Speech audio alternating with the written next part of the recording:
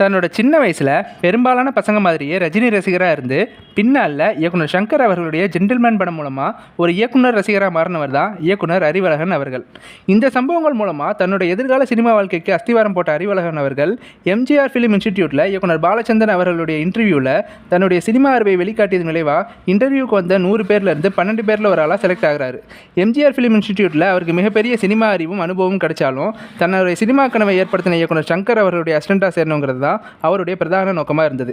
அந்த டைமில் film institute short film அப்படின்னாலே முதியோர் இல்லம், மாற்றுத்திறனாளிகள் அப்படின்னு கண்ணீர் காவியங்கள் படைப்பாக இருக்கிறத உணர்ந்து தன்னோட ப்ராஜெக்டை ஒரு புதுமையாக பண்ணணும்னு நினச்சி புதினம் அப்படின்ற ஷார்ட் ஃபிலிம் எடுக்கிறாரு. அதுக்கு கோல்டு மெடலும் கிடைக்குது. இந்த நிலையில் அவருக்கு தன்னுடைய கனவை நிறைவேற்றிய ஒரு வாய்ப்பு கிடைக்கிது. அந்த டைமில் இயக்குனர் சங்கர் ரோபோ அப்படின்ற படத்துக்கான டிஸ்கஷனில் இருக்கிறாரு. இதை தெரிஞ்சுக்கிட்ட அறிவழகன் அவர்கள் அவரை மீட் பண்ணுறதுக்கு முன்னாடியே தன்னோட அவதானிப்பில் அந்த கதையை ஒரு சின்ன கதையாக எழுதி முடிக்கிறாரு. பின்னர் சங்கர் அவர்கள் தன்னோட அசிஸ்டண்ட்டை செலக்ட் பண்ணுற ப்ராசஸில் கலந்துக்கிற அறிவழகன் அவர்களுக்கு அந்த கதை மூலமாகவே அவருக்கு உதவி இயக்குனராக வாய்ப்பு கிடைக்கிது. உதவி இயக்குனராக தன்னுடைய முதல் பணியாக தன்னுடைய சின்ன வயசில் சினிமா கனவை தனக்குள்ளே உண்டாக்குன 2 ஆளுமைகளோட கொலாபரேஷனான சிவாஜி கதையில் ஒர்க் பண்ணுற வாய்ப்பு கிடைக்கிது. ஆனால் அது படமாக்கிறதுக்கு முன்பே இயக்குனர் சங்கர் அவர்களுடைய பாய்ஸ் மற்றும் அந்நியன் படங்களில் ஒர்க் பண்ணுறாரு. இந்த அனுபவங்கள் மூலமாக தன்னால் ஒரு முழுமையான படத்தை இயக்க முடியுன்ற நம்பிக்கை பெற்ற அறிவழகன் அவர்கள் ஈரம் கதையை முதல்ல வெளி ப்ரொடியூசர் கிட்ட அப்ரோச் பண்ணுறாரு. அதுக்கப்புறமா இயக்குனர் சங்கர் அவர்களுடைய எஸ் பிக்சர்ஸ் தயாரிப்பில் உருவான வெயில், காதல், 23 புலிகேசி மாதிரியான படங்கள் மூலமாக தன்னாலையும் ஒரு வித்தியாசமான படைப்பை எஸ் பிக்சர்ஸ்க்கு கொடுக்க முடியும்னு நம்புறாரு. இதை இயக்குனர் சங்கர் கிட்ட அப்ரோச் பண்ணும்போது முதல்ல 4.5 மணி நேர கதையாகவும் பின்னர் ஒரு முழு ஸ்கிரிப்டாகவும் வெளிப்படுத்துகிறாரு. அவரோட கதையில் இம்ப்ரெஸ் ஆன இயக்குனர் சங்கர் அவர்கள் அவருடைய டைரக்ஷன் ஸ்கில்லை செக் பண்ண தன்னுடைய செலவிலேயே 2 சீனை அறிவழகன் கிட்ட எடுக்க சொல்கிறாரு. அறிவழகன் அவர்களும் சிறப்பாக எடுத்து கொடுக்குறாரு. அதுலேயும் இம்ப்ரெஸ் ஆன இயக்குனர் சங்கர் அவர்கள் ஈரம் படத்தை தயாரிக்க முன்வராரு. இதுதான் அறிவழகன் அவர்கள் இயக்குனர் அறிவழகனாக உருவான தருணம். முதல் படைப்பிலேயே தன்னுடைய தனித்துவமான மேக்கிங் மூலமாக ஒரு first class emotional horror thriller மூவியை கொடுத்திருப்பார் இயக்குனர் அறிவழகன் அவர்கள். 2009 வெளியான இந்த படத்தில் தன்னுடைய முன்னாள் காதலி அவளோட அப்பார்ட்மெண்ட்டில் இறந்ததை தெரிஞ்சுக்கிட்ட ஹீரோவுக்கு அதை விசாரிக்கும் போது பல ஆதாரங்கள் அதை சூசைட் ப்ரூவ் பண்ணுற மாதிரி தான் இருக்குது. இருந்தாலும் தன்னுடைய இன்ஸ்டிங்க்ட் இதை சம்திங் ராங்னு சொல்ல அதை விசாரிக்க ஆரம்பிக்கிறார். அதே நேரத்தில் அந்த அப்பார்ட்மெண்ட்டில் அடுத்தடுத்த அமானுஷ்ய மர்ம மரணங்கள் தொடர்ந்து நடக்குது. இதன் பின்னணி என்ன, தன் காதலியோட மரணத்தின் பின்னணி என்ன அப்படின்ற கேள்விக்கெல்லாம் ஹீரோ கண்டுபிடிக்கிற பதில் தான் ஈரம் திரைப்படத்தோட கதை. இதுக்கப்புறமா ஒரு நீண்ட இடைவெளிக்கு பிறகு 2014 இவர் இயக்கத்தில் வெளியான படம் வல்லினம் ஒரு பெஸ்ட் ஸ்போர்ட்ஸ் ட்ராமா படமாக அமைஞ்சிருக்கும். கிரிக்கெட்டுக்கு கொடுக்குற இம்பார்ட்டன்ஸ் ஏன் மற்ற கேம்ஸுக்கு இந்தியாவில் கொடுக்கறதில்ல அப்படின்ற கேள்விக்கு அரசியல் ரீதியான ஆய்வுகள் மூலமாக பதில் சொன்ன படம் தான் வல்லினம். சினிமா, பிஸ்னஸ், ஸ்போர்ட்ஸ், பாலிடிக்ஸ் இதெல்லாம் ஒன்றுக்கு ஒன்று கலந்து ரொம்ப நாள் ஆச்சு. ஒன்று நினச்சா இன்னொன்று ஆக்கவும் முடியும், அழிக்கவும் முடியுன்ற ஒரு டைலாக் போதும் இந்த மூவியோட இன்டென்ஸான ரைட்டிங்கை பற்றி உதாரணம் சொல்கிறதுக்கு. அடுத்து 2016 இவர் இயக்கத்தில் 6வது சினம்ன்ற படம் ரிலீஸ் ஆகுது. இந்த படம் 2013 மலையாளத்தில் ஜித்து ஜோசப் இயக்கத்தில் வெளியான மெமரிஸ் படத்துடைய அஃபிஷியல் ரீமேக் தான். ஒரு மலையாள ரீமேக் படமாக இருந்தாலும் இயக்குனர் அறிவழகனுடைய சின்ன சின்ன கதை மாற்றங்களும் கதாபாத்திர மாற்றங்களும் ஒரு முழுமையான தமிழ் நேட்டிவிட்டி மூவி பார்க்குற தன்மையை கொடுத்துருக்கும். அந்த தன்மை தமிழில் வெளிவந்த முக்கியமான த்ரில்லர் வகை படமாக 6வது சினம் படத்தை மாற்றிருக்கும். அடுத்ததாக 2017 இவர் இயக்கத்தில் வெளிவந்த குற்றம் 23 படம் எழுத்தாளர் ராஜேஷ்குமார் அவர்களுடைய எண்ணி 8வது நாள் அப்படின்ற பாக்கெட் நாவலை அடிப்படையாக வச்சு எழுதப்பட்ட மெடிக்கல் கிரைம் த்ரில்லர் மூவி. எழுத்தாளர் ராஜேஷ்குமார் த்ரில்லர் வகை எழுத்தில் மாஸ்டர்னாலும் இந்த பாக்கெட் நாவல் ஒரு முழுமையான த்ரில்லர் கிடையாது. ஒரு ஃபேமிலி ட்ராமாவில் ஒரு சின்ன த்ரில்லர் எலமெண்ட் மட்டும்தான் இந்த கதையில் இருக்கும். இயக்குனர் அறிவழகன் அவர்கள் அந்த நாவலில் உள்ள சில கதாபாத்திரங்களையும் நாவலில் ஒவ்வொரு அத்தியாயம் ஆரம்பிக்கிறதுக்கு முன்னால் இருக்கும் பெட்டி செய்தியை மட்டுமே வச்சு ஒரு முழுநீள மெடிக்கல் த்ரில்லர் மூவியை கொடுத்துருப்பாரு. இந்த வெற்றிக்கு அப்புறமா 2021 இதே அறிவழகன் அருண் விஜய் காம்போல மறுபடியும் பார்டர் அப்படின்ற படம் எடுக்கப்படுது. ட்ரெய்லர் முதற்கொண்டு ரிலீஸ் ஆன இந்த படம் சில பிரச்சனைகளால் இப்போ வரைக்கும் ரிலீஸ் ஆகாமல் இருக்குது. ஒரு பெரிய லேண்ட்ஸ்கேப்பில் ஸ்பை த்ரில்லராக இருக்கப்பட்ட இந்த படம் வெளியாகாமல் இருக்கிறது தமிழ் சினிமாவுக்கு ஏற்பட்ட ஒரு இழப்பு தான் அப்படின்றது இந்த ட்ரெய்லரை பார்த்தவங்களோட பலருடைய கமெண்ட்டாக இருக்குது. அதுக்கப்புறம் 2022 இதே காம்போ மறுபடியும் தமிழ் ராக்கர்ஸ் அப்படின்ற வெப் சீரிஸ் மூலமாக தரமான படைப்பை மறுபடியும் தமிழ் சினிமா உலகத்துக்கு கொடுக்குது. தமிழ் சினிமாவுடைய மிக பெரும் சாபமான பைரசியை அடிப்படையாக வச்சு எடுக்கப்பட்ட இந்த திரைக்கதை விசிடி, டிவிடி காலத்திலிருந்து இப்போ வரைக்கும் தமிழ் சினிமா பைரசியுடைய மோசமான வளர்ச்சியை வெளிச்சம் போட்டு காட்டியிருக்கும். ஈரமற்ற மனிதர்களை பழிவாங்கும் ஈரமான பேய் அப்படின்ற சிம்பிள் டெஃபினேஷன் தான் இந்த படத்தோட கதை. 1999 ஹாலிவுட்டில் வெளியான த சிக்ஸ்த் சென்ஸ் படம் தான் என்னுடைய ஈரம் படத்துக்கான இன்ஸ்பிரேஷன் அப்படிங்கிறது இயக்குனர் அறிவழகனுடைய கருத்து. கதை, திரைக்கதை, மேக்கிங் அப்படின்னு எந்த வகையிலையும் ஒத்துப்போகாத அந்த 2 படத்துக்கும் காமனான ஒரே விஷயம் எமோஷனல். கோஸ்ட் மூவி அப்படின்னாலே ஜம்ப்ஸ்கேரி, எக்ஸாசிசம், கொடூர உருவம் அப்படின்ற பல டிப்பிக்கல் டெம்ப்ளேட்டை உடைச்சு எமோஷனலான ஒரு ஃபீல் குட் உணர்வை தர்றது தான் இந்த 2 படத்தோட யூனிக்னஸ். இந்த முழு படமுமே மழைக்கு முந்தைய சூழல், மழை பெய்யும் சூழல், மழைக்கு பிந்தைய சூழல் அப்படின்னு படம் முழுக்க ஈரப்பதமான சூழ்நிலையிலே கதை நகரும். இந்த விஷயம் திரைக்கதைக்கு நியாயம் சேர்க்கிற வகையில் கணக்கச்சிதமாக பொருந்தியிருக்கும். தன் தவறான நடத்தை வெளியில் தெரிஞ்சதால தான் அப்பார்ட்மெண்ட்ல சூசைட் பண்ணிக்கிட்ட பொண்ணு ரம்யா அப்படின்னு போலீஸ் உட்பட எல்லா மக்களும் நம்பிட்டு இருக்காங்க. அதுக்கு சாதகமாக தான் எல்லா ஆதாரங்களுமே இருக்கு. ஆனால் போலீஸ் ஆஃபீஸர் வாசுதேவன் அந்த பொண்ணு தப்பான பொண்ணா இருக்கவோ சூசைட் பண்ணவோ வாய்ப்பில்லை அப்படின்றத நம்புறான். அதுக்கு அவன்கிட்ட இருக்கிற ஒரே ஆதாரம் அவனுடைய நம்பிக்கை மட்டும்தான். அதாவது தான் முன்னாள் காதலியான ரம்யா தான் சொன்ன ஒரு தப்பான வார்த்தைக்காக காதலையே தூக்கி போட்டுட்டு போனவ, அதனால அவ தப்பானவளா இருக்க வாய்ப்பே இல்லை அப்படின்ற நம்பிக்கை. ஸோ சூசைட் மூட வேண்டிய கேஸை ஓப்பன் பண்றாரு வாசு. அதே சமயம் அந்த அப்பார்ட்மெண்ட்ல இருக்கிற இன்னும் சில பேர் மர்மமான முறையில் இறந்து போறாங்க. அதை இன்வெஸ்டிகேட் பண்ற வாசுவுக்கு ஒரு கட்டத்தில் மிகப்பெரிய ஷாக். அந்த மர்ம மரணத்துக்கெல்லாம் காரணம் தண்ணியை தன்னோட மீடியமாக எடுத்துக்கிட்டு அதன் மூலமாக கொலை பண்ணுற இறந்து போன ரம்யா அப்படிங்கிறது தெரிய வருது. இதுக்கப்புறம் என்ன நடந்துச்சு அப்படிங்கிறது தான் ஈரம் படத்துடைய திகிலூட்டும் உணர்ச்சி மிக்க மீதி கதை. பெரிய ஸ்டார் வேல்யூஸ் இல்லாத ஆக்டர்ஸ், புதுமுக இயக்குனர், ஃப்ரெஷ்ஷான டெக்னீஷியன் டீம் அப்படின்னு எடுக்கப்பட்ட ஈரம் அந்த வருஷத்தில் வந்த சிறந்த படங்களில் ஒன்றா பேசப்பட்டுச்சு. அதுக்கு முக்கியமான காரணங்களில் ஒன்று அந்த படத்துடைய ஸ்க்ரீன் பிளேவும் அதில் இருக்கிற டீட்டெயில்ஸும் தான். தன்னுடைய பொண்ணு குடிவர வேண்டிய ஃப்ளாட்டில் ரம்யா ஃபேமிலி வந்ததை நினச்சி எரிச்சல் படுற பக்கத்து ஃப்ளாட் ஆன்ட்டி, தான் வீட்டில் வேலை செய்கிற சின்ன பொண்ணை தப்பாக பார்க்குற வயசான பெரியவர், தன் பேரண்ட்ஸுக்கு தெரியாமல் தன் காதலனை வீட்டுக்கு கூட்டி வர சின்ன பொண்ணு, எல்லாத்துக்கும் மேலே தான் ஃப்ரெண்டுடைய ப்ராக்டிக்கலான அட்வைஸை அந்த விஷயங்களுக்கு பொருந்தாத தன் மனைவியோட பொருத்தி பார்த்து சந்தேகப்படுற ரம்யாவுடைய ஹஸ்பண்ட் பாலா அப்படின்னு மற்றவங்களுக்குள்ளே இருக்கிற மோசமான மனநிலை ரம்யாவுடைய மனநிலையை எப்படி பாதிக்குது அப்படிங்கிற விஷயமா இருக்கட்டும். இறந்து போன ரம்யா வாட்டரை மீடியமாக வச்சு கொலை பண்ணும்போது ஒவ்வொரு கொலைக்கு முன்னாடியும் தன் முன்னாள் காதலன் வாசுவுக்கு ரெட் ஆப்ஜெக்டையும் வாட்டரையும் வச்சு க்ளூ கொடுக்கறதா இருக்கட்டும். அது போக இன்ட்ரோல் பிளாக்ல வாசுவுடைய மனசை புரிஞ்சுக்கிட்ட ரம்யா அதே வாட்டர் மீடியம்ல இருந்தே அழுகிற சீனா இருக்கட்டும். இந்த படம் எந்த அளவுக்கு கோஸ்ட் ஜானரோ அதே அளவுக்கு பேரலா இன்வெஸ்டிகேஷன் த்ரில்லரா சக்சஸ்ஃபுல்லா அமைச்சு வாசு தன்னுடைய உள்ளுணர்வையும் காதலையும் மட்டுமே நம்பிக்கையா வச்சு உண்மையை கண்டுபிடிக்கிற விதமா இருக்கட்டும். இந்த மாதிரி பல நுணுக்கங்களை ஸ்கிரீன் பிளேல நுழைச்சு திரைக்கதையை அடுத்த லெவலுக்கு கொண்டு போயிருப்பாரு இயக்குனர் அறிவழகன். அடுத்ததா பாலாவுடைய கேரக்டர் ஸ்கெட்ச். ஒய்ஃப் மேலே சந்தேகப்பட்டு கொடுமைப்படுத்துகிற ஒருத்தன் அப்படின்னாலே ஃபிசிக்கல் வயலன்ஸ் உள்ள கேரக்டர் தான் நமக்கு டிப்பிக்கலாக ஞாபகம் வரும். ஆனால் இந்த பாலா கேரக்டர் தான் சந்தேகத்தால் ரம்யாவை கொலை பண்ணும்போது கூட கொஞ்சமாக ஃபிசிக்கலாக வலிக்காமல் கஷ்டப்படுத்தாமல் பண்ணுவார். ஆண்டகோனிஸ்ட்டை ஆரம்பத்திலேருந்தே வில்லனா காட்டாமல் அவனோட மனமாற்றத்தை வச்சு வில்லனா காட்டுறது கதாபாத்திரத்துடைய நம்பகத்தன்மையை அதிகரிக்கும். அதுதான் இந்த பாலா கேரக்டர்லேயே நடந்திருக்கு. தன்னோட லைஃப்பில் எப்போவுமே செகண்ட் ஹேண்ட் இருக்கக்கூடாது அப்படிங்கிற மென்டாலிட்டி பாலாவுக்கு பிஸ்னஸில் சக்ஸஸை கொடுத்தாலும் அதுவே அப்சஷன் ஆகிறதால அது அவரோட பர்சனல் லைஃப்பை அஃபெக்ட் பண்ணுது. அவரோட ஃப்ரெண்ட் விக்கியோடைய வார்த்தைகள் எரிகிற நெருப்பில் எண்ணெயை ஊற்றுது. தனக்குள்ளே இருக்கிற அந்த ஈகோ வெடிக்கிறதுக்கு அந்த வார்த்தைகள் ஆரம்பமாகவும் முடிவாகவும் அமையுது. பேய் படங்களை இவ்வளவு அழகியலாக உணர்த்த முடியும் அப்படிங்கிறத தமிழில் இந்த படம் அளவுக்கு எந்த படமும் உணர்த்தினது கிடையாது. இந்த படத்தோட இன்னொரு முக்கியமான கேரக்டர், அதாவது படத்தோட ஓட்டத்தையே மாற்றுற கேரக்டர் விக்னேஷ். இந்த கேரக்டரை நம்ம பார்க்கும்போது ஒரு நெகட்டிவ் கேரக்டர் மாதிரி தான் நமக்கு தெரியும். பட் அவரோட கேரக்டர் ஃப்ரெண்டு மேலே அக்கறை உள்ள ஒரு கேரக்டர் தான். அதே சமயம் இந்த உலகம் நீ பார்க்குற மாதிரி இல்லாமல் மாறுபட்டது அப்படிங்கிற உணர்த்துற வகையில் பாலாவுக்கு அட்வைஸ் பண்ணுவார். பட் அதை பாலா தப்பாக புரிஞ்சுக்கிட்டு தன் மனைவி மேலே அப்ளை பண்ணி பார்க்கறது தான் எல்லா குழப்பத்துக்கும் காரணமாக அமையும். அதனால தான் தான் மரணத்துக்கு காரணமானவங்களை பழிவாங்கிற ரம்யா விக்னேஷை மட்டும் கொல்லாமல் விட்டுருப்பாங்க. அவனுக்கு பயத்தை மட்டுமே உண்டாக்கியிருப்பாங்க. அந்த பயத்தை கூட உண்டாக்குறது எதுக்குன்னா ரம்யாவுடைய தங்கை திவ்யாவை பாலாவை கல்யாணம் பண்ண சொல்லி ஐடியா கொடுப்பாரு. அதுக்காக மட்டும்தான் அந்த பயத்தை உண்டாக்கியிருப்பாங்க. இப்படி ஒரு யூனிக்கான கேரக்டர் ஸ்கெட்சும் அதற்கான திரைக்கதை அமைப்பும் தமிழ் சினிமாவுக்கு புதுசுன்னு தான் சொல்லணும். இந்த படத்துக்கு சுஜாதா ஒருவேளை வசனம் எழுதியிருப்பாரோ அப்படின்னு யோசிக்க வைக்கிற அளவுக்கு பெரிய விஷயங்களை போகிற போக்கில் கேஷுவலாக கிறிஸ்பாக சொல்கிற வசனங்கள் இந்த படங்களில் நிறையாவே இருக்குது. அதற்கு மூலகர்த்தா அறிவழகன் தான். புருஷனை பிடிக்கலன்னா பிரச்சனை இல்லடா, இவனையும் சேர்த்து பிடிச்சிருக்கு, அதான் இங்கே பிரச்சனை அப்படின்ற விக்னேஷுடைய கள்ளக்காதல் பற்றின டைலாக்காக இருக்கட்டும். வாசு ஃப்ளாஷ்பேக்கில் ரம்யா அப்பா கிட்ட பொண்ணு கேட்டு போகும்போது அங்கே நடக்கிற கான்வர்சேஷனில் இருக்கிற ஜாதி பற்றின வசனங்களாக இருக்கட்டும். ப்ரீ கிளைமேக்ஸில் பாலா திவ்யா கிட்ட சொல்கிற கலியுகம் பற்றின டைலாக்காக இருக்கட்டும். பாலா ரம்யா கிட்ட நீ லெஃப்ட் ஹேண்ட் அப்படின்ற விஷயம் எனக்கு பிடிச்சிருக்கு, நீ எப்போ செகண்ட் ஹேண்ட் அப்படின்னு தெரிஞ்சிச்சோ அப்போ இருந்து உன்னை பிடிக்கல மாதிரியான வசனங்கள் எல்லாம் அக்மார்க் சுஜாதா ரகம். என்னை பார்த்து சொல்லுங்க வாசு அப்படின்ற டைலாக் கதையோட்டத்தில் அன்பு, பொய்க்கோபம், பிரிவு அப்படின்னு பல இடங்களில் சாதாரணமாக பயன்படுத்தப்பட்டிருந்தாலும் ரம்யா இறந்ததுக்கு அப்புறமா திவ்யா மூலமாக பயன்பட்ட விதம் கதைக்கு தேவையான திகில் உணர்வை ஒரே காட்சியில் சொல்லியிருக்கும்.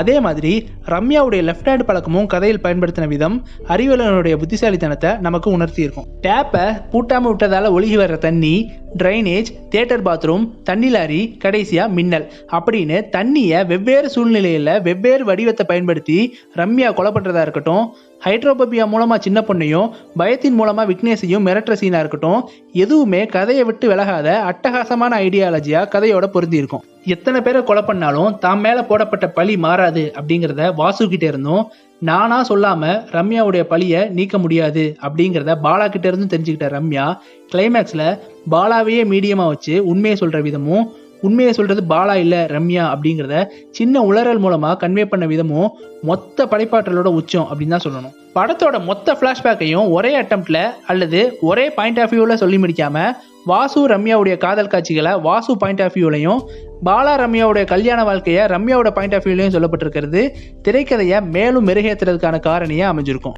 வாசுவுடைய பாயிண்ட் ஆஃப் வியூவில் வர காதல் காட்சிகள் ஒரே ஃப்ளோவாக இல்லாமல் நிகழ்காலத்தில் நடக்கிற சம்பவங்கள் வாசுவுடைய கடந்த காலத்தை ஞாபகப்படுத்துகிற மாதிரி அமைச்சிருக்கிறது திரைக்கதையோட திகழ்த்தன்மையை குறைய விடாமல் தடுத்திருக்குன்னு சொல்லலாம். தன்னுடைய முந்தைய படத்தில் ஒரு அசல் கிராமத்தானா இருந்த ஆதி, ஒரு லவர் பாய் இமேஜில் இருந்த நந்தா, காமெடி கேரக்டர் மட்டுமே பண்ணி வந்த ஸ்ரீநாத், எல்லாத்துக்கும் மேலே பல வருஷங்களுக்கு முன்னாடி சில தமிழ் படங்களில் மட்டுமே நடித்து தமிழில் கொஞ்சமும் மார்க்கெட் இல்லாத சிந்து மேனன் அப்படின்னு வெவ்வேறு வகையான நடிகர்கள்கிட்ட இருந்து முற்றிலும் வேறு வகையான நடிப்பை வாங்கி இந்த படத்தோட கணக்கச்சிதமாக பொருத்தியிருப்பார் இயக்குனர் அறிவழகன்.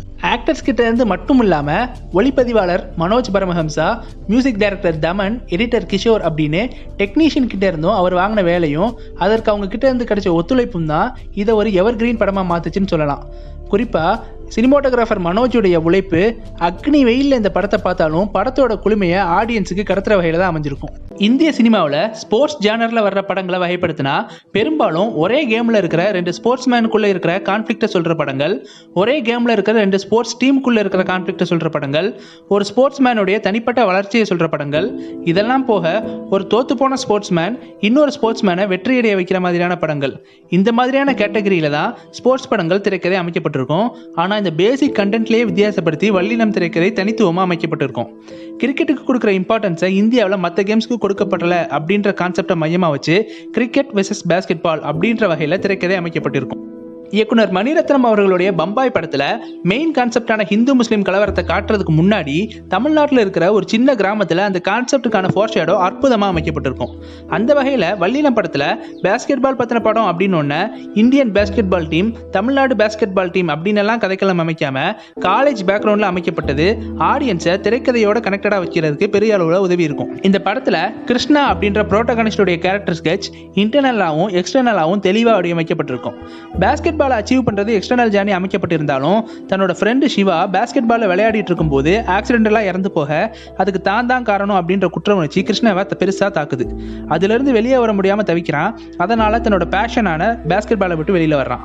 ஆனா அவன் பெருசா நினைச்ச பேஸ்கெட் பால் பேஷனை குணா அப்படின்ற ஃப்ரெண்டுக்காக திருப்பி எடுக்கும்போது தன்னுடைய குற்ற உணர்வு குறையிறத உணர்றான். சிவா விளையாட வேண்டிய பெரிய லெவல் மேட்ச்ல தான் ஜெயிக்கிறது மூலமா அவனோட கனவை நிறைவேற்ற முடியும். அதனால தன்னுடைய குற்ற உணர்வுலேருந்து வெளியே வர முடியும் அப்படின்றத முழுசா நம்புறான். அதை நோக்கி பயணப்பட ஆரம்பிக்கிறான். இதுதான் கிருஷ்ணாவுடைய இன்டர்னல் ஜேர்னி. பெரிய லெவலில் இருக்கிறவங்கள சின்ன லெவலில் இருக்கிறவங்க எதிர்த்து போராடணும்னா அந்த சின்ன லெவலில் இருக்கிறவங்களுக்குள்ள ஒற்றுமை இருந்தால் மட்டும்தான் அதை பற்றி யோசிக்கவே முடியும். இந்த விஷயத்தை இந்த படத்தில் சீனியர் ஜூனியர் 2 பேருக்குள்ளே அடிச்சுக்கிட்டு ப்ராப்பர் பேஸ்கெட் பால் டீமே இல்லாதப்போ டோர்னமெண்ட் பற்றிலாம் யோசிக்கவே முடியாது அப்படின்ற அளவில் காட்சிகள் அமைக்கப்பட்டிருக்கும். இதை 1-on-1 மேட்ச் மூலமாக கிருஷ்ணா சால்வ் பண்ணுற இடம் வேற லெவல் காட்சியாக அமைஞ்சிருக்கும். படத்தோட கான்செப்டே கிரிக்கெட்டுக்கு கொடுக்குற இம்பார்ட்டண்ட்டை மற்ற கேமுக்கும் கொடுக்கணும் அப்படின்ற விதத்தில் இருந்தாலும் எந்த இடத்துலையுமே கிரிக்கெட்டுக்கு எதிரான வசனங்களோ கிரிக்கெட் பிளேயருக்கு எதிரான காட்சிகளோ இல்லாதது திரைக்கதை எழுத்தாளரோட பக்குவத்தை காட்டுது. இதற்கெல்லாம் உச்சமாக கிருஷ்ணா தன்னோட ஃபேவரட் பிளேயராக சச்சினை சொல்கிறதும் அதை கோச் பக்குவமாக எடுத்துக்கிற சீனை உதாரணமாக சொல்லலாம். இப்போவும் நம்மள பலரும் 1983 இந்தியா வேர்ல்டு கப் வாங்கினதுனால மட்டும்தான் கிரிக்கெட்டுக்கு இந்தியாவில் கிரேஸ் அதிகம் அப்படின்னு நினச்சிட்டு இருப்போம். ஆனால் அந்த கிரேஸுக்கு காரணம் கார்பரேட்டும் பாலிடிக்ஸும் தான் அப்படிங்கிறதையும் இந்த படத்தில் சொல்லியிருப்பாங்க. எங்கன்னு கேட்டால் காலேஜுடைய coach 2 times basketball championship காலேஜுக்கு வாங்கி கொடுத்தோம், அதுக்கு இம்பார்ட்டன்ட் காலேஜ் மேனேஜ்மெண்ட் தரல அப்படிங்கிறத சொல்லுவார். அந்த வார்த்தைகள் டோர்னமெண்ட்டில் ஜெயிச்சாலே போதும் நம்ம கேமுக்கு மரியாதை கிடைக்கிறோம் அப்படின்னு நினச்ச கிருஷ்ணா டீமுக்கு பெரிய அதிர்ச்சியாக இருக்கும். வெற்றி மட்டும்தான் ஒரு கேமுக்கு கிரேஸை உருவாக்கும் அப்படின்னு இருந்தால் ஒலிம்பிக்கில் 6 தடவை கோல்டு மெடல் வாங்கின ஹாக்கிக்கு தான் இந்தியாவில் கிரேஸ் இருந்திருக்கணும். இந்த மாதிரி வேர்ல்டு லெவலில் நடக்கிற கார்ப்பரேட் பாலிடிக்ஸ் எல்லாத்தையும் காலேஜ் ஸ்போர்ட்ஸ் டீமை மெட்டஃபரா வச்சு எளிய மக்கள்கிட்டையும் இந்த விஷயத்தை சேர்த்திருப்பாரு திரைக்கதை ஆசிரியர் அறிவழகன். அதுபோக இயக்குனர் அறிவழகன் படங்களுக்கே உரித்தான திரைக்கதைக்கேற்ற கலர் டோன் சினிமோட்டோகிராஃபி, எழுத்தாளர் சுஜாதா டைப் வசனங்களும் இந்த படத்துலையும் எந்த குறையும் இல்லாத வகையில் கணக்கச்சிதமாக அமைஞ்சிருக்கும். குறிப்பாக சினிமா, பிஸ்னஸ், ஸ்போர்ட்ஸ், பாலிடிக்ஸ் இதெல்லாம் ஒன்றுக்குள்ளே ஒன்றாகி ரொம்ப நாள் ஆகுது. ஒன்று நினச்சா ஒன்று ஆக்கவும் முடியும், இன்னொன்று அழிக்கவும் முடியும். லைஃப்பில் நீ ஆடுற பால் மாதிரி தான் எல்லாமே. அதை நீயே வேணான்னு தூக்கி போட்டாலும் அதை நீ உண்மையாக நினச்சிருந்தா அது உங்ககிட்ட தான் திருப்பி வரும் அப்படின்ற வசனமாக இருக்கட்டும். கிளைமேக்ஸில் தோக்குற நிலைமையில் இருக்கிற டீமுக்கு கிருஷ்ணா மோட்டிவேட் பண்ணுற டைலாக் ஒன்று வரும். அது சும்மா நம்மளால் முடியாததெல்லாம் எதுவும் இல்லை, முதல்ல ஒன்றை நம்பு அப்படின்ற மாதிரியான மொக்க வசனமாக இல்லாமல் ரொம்ப ப்ராக்டிக்கல் மோட்டிவேஷனாக நிஜமாவே கூஸ்பம்ப் உண்டாக்குற வகையில் அமைஞ்சிருக்கும். எப்பேற்பட்ட வித்தியாசமான ஸ்போர்ட்ஸ் படமாக இருந்தாலும் இந்த மோட்டிவேஷன் சுச்சுவேஷனை ஃபேஸ் பண்ணாத படமாக இருக்காது. அதை இந்த படத்தில் ரொம்ப கிளவராக ஹேண்டில் பண்ணியிருப்பார் இயக்குனர் அறிவழகன். பேஸ்கெட் பால் கேமுடைய திடீர் வளர்ச்சிக்கு நம்ப முடியாத காரணங்களையோ இல்லை ஒரே பாட்டில் பெரிய ஆளாக வர்ற மாதிரியோ காட்டாமல் 2 கார்ப்பரேட் முதலாளிகளோட ஈகோவை காட்டினது திரைக்கதைக்கு ஒரு மேஜிக்கான நம்பகத்தன்மையை கொடுத்துருக்கும். ஒவ்வொரு இடத்துலையுமே கார்ப்பரேட் ஓனரான கிருஷ்ணமூர்த்தியுடைய ஈகோ தூண்டப்படும் போது பேஸ்கெட் பால் கேமுடைய வளர்ச்சி அடுத்த கட்டத்துக்கு போகிற மாதிரியான அமைக்கப்பட்ட காட்சிகள் எல்லாமே திரைக்கதையுடைய வேகத்துக்கும் லாஜிக்குக்கும் உதவி இருக்கும்.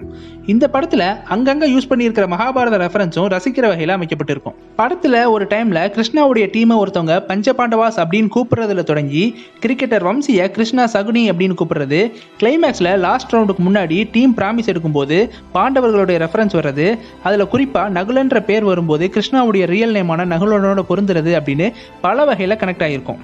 மகாபாரதத்தில் சோர்வு நிலையில் இருக்கிற பாண்டவர்களுக்கு கிருஷ்ணருடைய போதனைகளும் தந்திரங்களும் தான் அவர்களுடைய வெற்றிக்கு உதவி இருக்கும். அந்த வகையில் இந்த படத்தில் 2 கிருஷ்ணர் கேரக்டர் இருக்கும். போதனைகளுக்கான கிருஷ்ணனா புரோட்டகனிஸ்ட் கிருஷ்ணா கேரக்டர் கிளைமேக்ஸில் மோட்டிவேட் பண்ணி டீமுக்கு புத்துணர்வு கொடுக்கும். தந்திரங்களுக்கான கிருஷ்ணனா கார்ப்பரேட் ஓனர் கிருஷ்ணமூர்த்தி கேரக்டர் அமைஞ்சிருக்கும். இந்த 2 விஷயங்களும் தான் டீமுடைய வெற்றிக்கு முக்கிய காரணமாக அமைஞ்சிருக்கும். இன்னொரு முக்கிய ரெஃபரன்ஸ், பஞ்சபாண்டவர்கள் எண்ணிக்கையில் குறைவு, கௌரவர்கள் எண்ணிக்கையில் அதிகம். அந்த வகையில் பேஸ்கெட் பால் ஃபாலோவர்ஸ் எண்ணிக்கையில் குறைவாக இருக்கிறதையும் கிரிக்கெட் ஃபாலோவர்ஸ் எண்ணிக்கையில் அதிகமாக இருக்கிறதையும் நாம ரெஃபரன்ஸாக எடுத்துக்கலாம். இந்த படத்தில் நடிக்கிறதுக்காகத்தான் இந்த டைமில் சினிமாவுக்குள்ளே நுழைஞ்சிருக்காரோ அப்படின்னு யோசிக்க வைக்கிற அளவுக்கு ஒரு ரியல் பேஸ்கெட் பால் பிளேயராகவே வாழ்ந்திருப்பார் நகுல். பெரும்பாலான ஸ்போர்ட்ஸ் படங்களில் ஹீரோவை க்ளோஸ்அப்பில் காட்டிட்டு கேமுடைய நம்பகத்தன்மை அதிகரிக்கும் பொருட்டு லாங் ஷாட்டில் ஒரிஜினல் பிளேயர்ஸ் விளையாடுறதை காட்டுவாங்க. இந்த ஜிமிக்ஸ் வேலை எதுவுமே இல்லாமல் பெரும்பாலான காட்சிகளில் ஆக்டர்ஸ் தான் பிளேயர்ஸாக இருப்பாங்க இந்த படத்தில். மைம் கோபியோடைய உழைப்பும் இந்த விஷயங்களுக்கு பெருமளவு ஹெல்ப் பண்ணியிருக்கோம். ஃப்ரெண்ட்ஸுக்காக கோவப்படுறது, லிவ் த மூமெண்ட் ஃபார்முலாவில் வாழ்றது, நண்பனோட இழப்பை நினச்சி குற்ற உணர்வை தவிக்கிறது அப்படின்னு இந்த ரோலுக்கு என்னை விட்டால் வேறு ஆப்ஷனே இல்லை அப்படிங்கிறத சொல்கிற மாதிரி வேற லெவல் பெர்ஃபார்மன்ஸ் கொடுத்துருப்பாரு நகுல். டைரக்டர் அறிவழகன் படங்களுக்கே உரித்தான இன்னொரு விஷயம், கதையின் போக்க மாத்திர மாதிரியான ஹீரோயின் ரோல் வடிவமைக்கிறது. இந்த படமும் அதுக்கு விதிவிலக்கு கிடையாது. அதுபோக அம்ஜத், ஜெயபிரகாஷ், அதுல் குல்கர்னி, கேமியோ அப்பியரன்ஸாக வர்ற கழுகு கிருஷ்ணா, ஈரமாதி அப்படின்னு எல்லாருக்குமே ஸ்பேஸ் வச்சு அவங்களுக்கு அத்தனை பேருக்குமே யூனிக்கான கேரக்டர் ஸ்கெட்ச் கொடுத்திருப்பாரு இயக்குனர் Arivazhagan. Cinematographer Bhaskaran, music director Thaman 2 பேருமே துடிப்பான திரைக்கதையுடைய தரத்தை விஷுவலாகவும் ஆடியோபலாகவும் மெயின்டைன் பண்ண, எடிட்டர் சாபு ஜோசப்புடைய எடிட்டிங் திரைக்கதையோட துடிப்பை மேலும் அதிகரிச்சிருக்கும். அதனால இந்த படத்துக்காக Sabu Joseph national award win பண்ணியிருப்பாரு. வழக்கமான அறிவழகன் படங்களில் ஒரு சோசியல் மெசேஜ் திணிக்கப்படாமல் திரைக்கதையோட ஓட்டத்தில் சொல்லப்படுறது வழக்கம். அந்த வகையில் கிரிக்கெட்டுக்கு கொடுக்குற இம்பார்ட்டன்ஸ் மற்ற கேமுக்கும் கொடுக்கணும் அப்படின்ற சோசியல் மெசேஜோட சேர்த்து, என்னதான் திறமை இருந்தாலும் கார்ப்பரேட்டோட சப்போர்ட் இல்லாமல் எந்த திறமையும் வெளியே வராது அப்படின்ற ப்ராக்டிக்கலான மெசேஜையும் இந்த படம் மூலமாக சொல்லியிருப்பாரு இயக்குனர் அறிவழகன். சின்ன வயசுலேயே சுஜாதா, பாலகுமரன், ஜெயகாந்தன், ராஜேஷ்குமார் நாவல்களை தீவிரமாக படித்த இயக்குனர் அறிவழகனுக்கு 6வது சினம் படத்துக்கு அப்புறமா ஒரு மெடிக்கல் கிரைம் த்ரில்லர் எடுக்கணும்னு ஆசை வந்திருக்கு. அதுக்கு அவர் செலக்ட் பண்ண எழுத்தாளர் கிரைம் நாவல் மன்னர் ராஜேஷ்குமார். இதை ராஜேஷ்குமார் கிட்ட சொன்ன அறிவழகனுக்கு அவர்கிட்ட இருந்து கிட்டத்தட்ட 10 பாக்கெட் நாவல்கள் கிடைக்குது. அதிலிருந்த ஒரு நாவல் தான் எண்ணி 8வது நாள். கரண்ட் சுச்சுவேஷன் ப்ராப்ளமை மையமாக வச்சு எழுதப்பட்ட இந்த கதையை தன்னோட திரைக்கதைக்கு மூலமாக எடுத்துக்கிறாரு இயக்குனர் அறிவழகன். ஒரு நல்ல திரைக்கதைக்கு தீவிர இலக்கியத்தன்மை கொண்ட நாவல்கள் மட்டுமே தேவையில்லை, தரமான பாக்கெட் நாவலே போதும் அப்படின்றத இந்த படம் மூலமாக உணர்த்தியிருப்பார் இயக்குனர் அறிவழகன். இந்த பாக்கெட் நாவலோட விலை வெறும் 20 ரூபாய் மட்டும்தான். ஒரு பாக்கெட் நாவலில் இருந்து சிறந்த திரைக்கதை எழுதின அறிவழகனுடைய திறமை ஒரு புறம்னா, ஒரு பாக்கெட் நாவலில் இவ்வளவு தரமான கதையையும் ஆழமான தகவல்களையும் தந்த ராஜேஷ்குமாரோடைய திறமை வேற லெவல்னு தான் சொல்லணும். நாவலில் சொன்ன கதையும் படத்தில் சொன்ன கதையும் கம்ப்ளீட்டாக வேறையாக இருந்தாலும் நாவலில் உள்ள 70% விஷயங்களை தன் திரைக்கதைக்கு யூஸ் பண்ணிக்கிட்டாரு இயக்குனர் அறிவழகன். அதற்கான கிரெடிட்டையும் ராஜேஷ்குமாருக்கு கொடுத்துட்டாரு. நாவலில் உள்ள கதிர்மணியன் பூவரசன் கதாபாத்திரங்களை திரைக்கதையில் அரவிந்த் அபிநயாவா மாற்றிருப்பாரு. கதிர்மணியனுடைய அம்மா கேரக்டர் சுபத்ராவை திரைக்கதையில் வெற்றி அரவிந்துடைய அம்மா கேரக்டருக்கு பொருத்தியிருப்பாரு இயக்குனர் அறிவழகன். அதுபோக நாவலில் பூவரசிக்கு வரக்கூடிய பிளாக்மெயில், வில்லனுக்கு பூனைக்கண் மாதிரியான சில விஷயங்களையும், நாவலுடைய ஒவ்வொரு அத்தியாயம் ஆரம்பிக்கும் போதும் ராஜேஷ்குமார் கொடுக்குற பெட்டி செய்திகளையும் தன்னோட திரைக்கதையில் சேர்த்திருப்பாரு இயக்குனர் அறிவழகன்.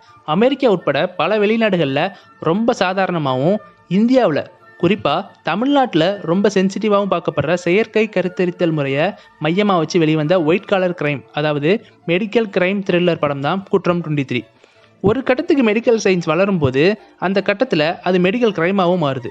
உதாரணமாக, கர்ப்பத்தில் இருக்கும்போதே ஒரு குழந்தை ஆணா அல்லது பெண்ணா அப்படிங்கிற கண்டுபிடிக்கிற கருவி கண்டுபிடிக்கப்படும் போது அந்த வசதியை யூஸ் பண்ணி பெண் குழந்தைய கருவிலே அளிக்கிற மெடிக்கல் கிரைமும் அதே கட்டத்தில் உருவாகிடுது. இதே மாதிரி தான் செயற்கை கருத்தரித்தல் முறையும்.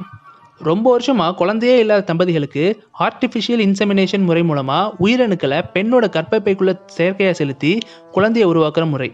இந்த மெடிக்கல் சயின்ஸை ஃபேஷனுக்காக, அதாவது இயற்கையாகவே குழந்தை பெற்றுக்கிற வாய்ப்பு இருக்கிற சில பணக்கார பெண்கள் கூட தங்களோட ஃபேவரட் செலிபிரிட்டிஸுடைய உயிரணுக்களை வாங்கி தங்களோட உடலில் செலுத்திக்கிற மாதிரியான செயல்களையும், இந்த சொசைட்டியில் குழந்தைகள் இல்லாத பெண்களுக்கு கிடைக்கிற அவமதிப்பையும் அதனால் அவங்களுக்கு ஏற்படுற மன கஷ்டத்தையும் சாதகமாக எடுத்துக்கிட்டு சில டாக்டர்ஸ் அவங்களோட பர்மிஷனே இல்லாமல் அவங்களோட ஹஸ்பண்ட் அல்லாத மற்ற மனிதர்களுடைய உயிரணுக்களை பெண்கள் உடலில் செலுத்தி சம்பாதிக்கிற மெடிக்கல் கிரைமையும், அதை தெரிஞ்சுக்கிட்ட மெடிக்கல் மாஃபியா சில பேர் அந்த பெண்களை முரட்டி பணம் பிடுங்கிறதையும், அப்படி இல்லைன்னா கொலை பண்ணுற மாதிரியான கிரைமையும் பற்றியெல்லாம் டீட்டெயில்டாக பேசுகிற படம் தான் குற்றம் 23. தாய்மை அப்படின்ற கான்செப்டையும் உணர்வையும் எந்தவித போலித்தன்மையோ எக்ஸாசரேஷனோ இல்லாத ப்ராக்டிக்கலாக காண்பிச்ச ஒரு சில தமிழ் படங்களில் குற்றம் 23 ஒன்று. பல தமிழ் திரைப்படங்களில் படத்தோட கண்டென்ட் கம்ப்ளீட்டாக வேறையாக இருக்கும். ஆனால் ஒரு சோஷியல் மெசேஜ் சொல்லியே ஆகணும் அப்படின்றதுக்காக பெண்களை மதிக்கணும், திருநங்கைகளும் மனிதர்கள் தான் அப்படின்னு கதைக்கு சம்மந்தமே இல்லாத மெசேஜ் சொல்லி முடிப்பாங்க. அந்த படமும் சரியாக போகாது. கடைசியில் நல்ல மெசேஜ் சொன்ன படம் ஓடாது அப்படின்னு ஆடியன்ஸை குறை சொல்லுவாங்க. அதுக்கு மாறா பெற்று எடுப்பது மட்டுமல்ல, தத்தெடுப்பதும் தாய்மை தான் அப்படின்ற இந்த படத்தோட மெசேஜ் படத்தோட கருவுக்கும் கதைக்கும் நேர்மையை கொடுக்குற வகையில் கணக்கச்சிதமாக பொருந்திருக்கும். படத்தோட ஆரம்பத்திலேயே இது பற்றின செய்தி சொல்லப்பட்டிருக்கும். அந்த விஷயம் இந்த மெசேஜ் வலிஞ்ச திணிச்ச மாதிரி இல்லாமல் படத்தோட ஒன்றி இருக்கும். இந்த படத்தோட அபிநயாவுடைய கேரக்டர் பல இந்திய தமிழ் பெண்களுடைய நிலைமையை பிரதிபலிக்கிற வகையில் அமைஞ்சிருக்கும். இப்படிப்பட்ட கிரைம் இன்வெஸ்டிகேஷன் த்ரில்லருக்கு இந்த எமோஷனல் மிக்க கேரக்டர் ஸ்கெட்ச் திரைக்கதையை வலுப்படுத்தி இருக்கும். அபிநயா கல்யாணமாகி 6 வருஷமாகியும் குழந்தை இல்லாமல் இருப்பாங்க. அந்த மன வலியை காட்டிலும் தன்னோட மாமியாருடைய வசை சொற்களும் சமுதாயத்தில் உள்ள பல போலியான நலமிரும்பிகளுடைய வார்த்தைகளும் தான் அதிக வலியை ஏற்படுத்துது. இதே நிலை தான் அபிநயாவுடைய மாமியாருக்கும். தனக்கு ஒரு பேரனோ பேத்தியோ வேணும்ன்ற ஆசையை காட்டிலும் அந்த போலியான சமுதாயத்துக்கு பதில் சொல்லணுன்ற எண்ணம் தான் அவங்களுக்கு அதிக வேதனையை தரும். இப்படி 10 பைசாக்கு பிரயோஜனப்படாத அந்த போலியான நலமிரும்புகளை நினச்சி தான் பல மாமியார் மருமகள்கள் தங்களையும் கஷ்டப்படுத்திக்கிட்டு அடுத்தவங்களையும் கஷ்டப்படுத்திக்கிட்டு இருக்காங்க. அந்த கேடுகட்ட சமுதாய நல விரும்பிகளும் தங்களோட வீட்டில் இருக்கிற பாத்ரூம் க்ளீன் பண்ணுறதுக்கே வக்கில்லாமல் நாரிக்கிட்டு இருக்கப்போ அடுத்த வீட்டு பாத்ரூமை எட்டி பார்த்து மோப்பம் பிடிச்சிட்டு இருக்காங்க. அதில் அற்ப சந்தோஷமும் அடைகிறாங்க. இந்த கேவலமான மனநிலைக்கும் இந்த படத்தில் செருப்படி கொடுத்துருப்பாங்க. ஆனால் அதையெல்லாம் தொடச்சிட்டு அடுத்த பாத்ரூமில் மூக்க வைக்கிறதுக்கு கிளம்பியிருப்பாங்க அந்த நலமிரும்பிகள். அடுத்ததா இந்த படத்தோட மெயின் வில்லன் ஜான் மேத்யூவோட கேரக்டர் ஸ்கெட்ச். ஜான் மேத்யூவோட ஒய்ஃப் தனக்கு பிடிச்ச மாதிரி செயற்கையாக குழந்தையை பெற்றெடுக்க தயாராகிறாங்க. அதை தடுக்க நினைக்கிற ஜானை அவங்க மதிக்கலை. அதனால் கோவப்படுற ஜான் அவங்கள கொன்னுடுறான். தன் குழந்தைகளை தான் மனைவி மூலமாக பார்க்க முடியலைனாலும் மற்ற பெண்கள் வழியாக பார்க்கணும் அப்படின்னு நினைக்கிறான். ஸோ இந்த மெடிக்கல் கிரைம் நடக்கிற ஹாஸ்பிட்டல்லாம் தன்னோட உயிரணுவை பல இடங்களில் மாற்றி வைக்கிறான். அதன் மூலமாக பல இடங்களில் அவனுடைய குழந்தைகள் பிறக்கிறாங்க. ஆனால் அவன் செஞ்ச பெரிய தப்பு புரோட்டகனிஸ்ட் வெற்றியுடைய அண்ணி அபிநயாவை தேர்ந்தெடுத்தது தான். அபிநயா உடலில் தன்னோட உயிரணு இருக்கிறத நினச்சி சந்தோஷப்படுறான். ஆனால் அதை தெரிஞ்சுக்கிட்ட அபிநயா அதை அபார்ஷன் பண்ண ட்ரை பண்ணுறாங்க. ஸோ அவங்கள கொலை பண்ணுறான். இதுக்கப்புறம் தான் வெற்றியுடைய தேடல் தீவிரமாகுது.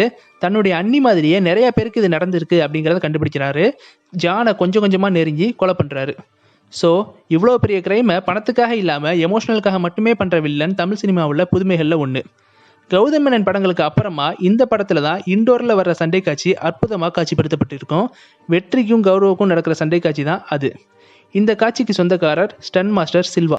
ஈரம் படத்துக்கு படம் முழுக்க முழுக்க ஈரப்பதமான ஒளிப்பதிவையே பயன்படுத்தி இருந்த அறிவழகன் இந்த படம் ஒயிட் காலர் கிரைமை பேஸ் பண்ண கதை அப்படின்றதால பெரும்பான்மையான காட்சிகளில் ஒயிட் டோனையும் ஒயிட் பேக்ரவுண்டையும் அதிகமாக பயன்படுத்தியிருப்பாரு. அதற்கான மூலகர்த்தா ஒளிப்பதிவாளர் பாஸ்கரன். எடிட்டர் புவன் ஸ்ரீனிவாசனும் மியூசிக் டைரக்டர் விஷால் சந்திரசேகரும் ஃபர்ஸ்ட் ஹாஃப் ஆன கிரைம் இன்வெஸ்டிகேஷன் த்ரில்லருக்கும் செகண்ட் ஹாஃப் ஆன கிரைம் இன்வெஸ்டிகேஷன் வித் ஃபேமிலி ட்ராமாவுக்கும் ஏற்ற வகையில் தங்களோட பங்கை சிறப்பாக கொடுத்துருப்பாங்க. அடுத்ததா இந்த படத்தோட ஹீரோ அருண் விஜய். புரோட்டோகனிஸ்ட் வெற்றியா வேற லெவல் பெர்ஃபார்மன்ஸ் கொடுத்திருப்பாரு. பல வருஷங்களா நல்ல பிரேக் கிடைக்காம இருந்த அருண் விஜய்க்கு 2012 வந்தது தடையறத்தாக்க நல்ல பிரேக்கா அமைஞ்சது. அடுத்ததா 2015 விக்டர் அவதாரம் மூலமா தன்னை முழுசா ப்ரூவ் பண்ணியிருப்பாரு. அவருக்கு இந்த படம் பெரிய பிரேக்கா அமைஞ்சது.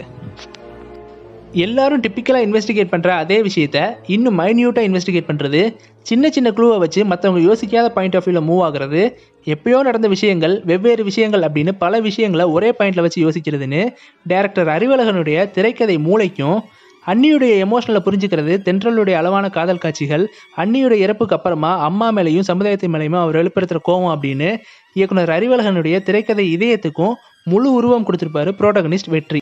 இந்த படத்தை பற்றி மொத்தமாக ஒரே வரியில் சொல்லணும்னா, தாய்மையை காரணமாக காட்டி பெண்மையை இழிவுபடுத்துகிற முரண்பட்ட சமுதாயத்துக்கான சவுக்கடி. ஸோ இதுதான் நான் உங்ககிட்ட ஷேர் பண்ணணும்னு நினச்ச குற்றம் 23 படத்தை பற்றின என்னுடைய அனாலிசிஸ். இந்த வீடியோ உங்களுக்கு பிடிச்சிருந்தா லைக் பண்ணுங்கள், ஷேர் பண்ணுங்கள், கமெண்ட் பண்ணுங்கள். மறக்காமல் 7 Minute Info சேனலை சப்ஸ்கிரைப் பண்ணுங்கள். குறிப்பாக அந்த பெல் ஐக்கானை கிளிக் பண்ணுங்கள்.